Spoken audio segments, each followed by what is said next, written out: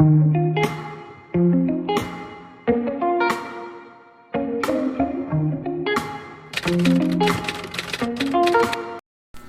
for today's video ay nakita na nga po kami ng aking mga ka-reels. At kami po ay ginutom kaya nagpunta po muna kami dito sa Jerry's Grill sa Chinatown. Wow. Para dito nga po mananghalian dahil talaga namang napagod kami kakalakad. And eto nga po ang aming mga in-order na pagkain at talaga namang napakasarap ng lahat. Kaya naman as you can see, nagsisimula na ang aking mga kasama na kumain habang ako ay nag-video. And also, in-order din namin ito, isang mais con yelo, 2 banana con yelo, and also isang halo-halo. Actually, dapat 5 po itong order namin. So, unfortunately, hindi namin alam not available po pala yung isa. And so, may kasama din po palang dessert ang aming in-order ng mga At sobrang pag-aantay nga po namin ay nakaisip na naman ang aking kasama na si Michael Bulaong ng kanyang As you can see naman, yung kanyang tirang chicharon ay ilalagay niya doon sa in-order namin pagkain dahil nakukulangan daw po ito sa seasoning. Kaya, ayan, hala, ibinudbud niya na nga po doon habang siya ay natingin sa paligid. It's a welcome back meet up nga po para kay Ate Mylene Dorion. At ayun lamang po. Maraming salamat. Bye!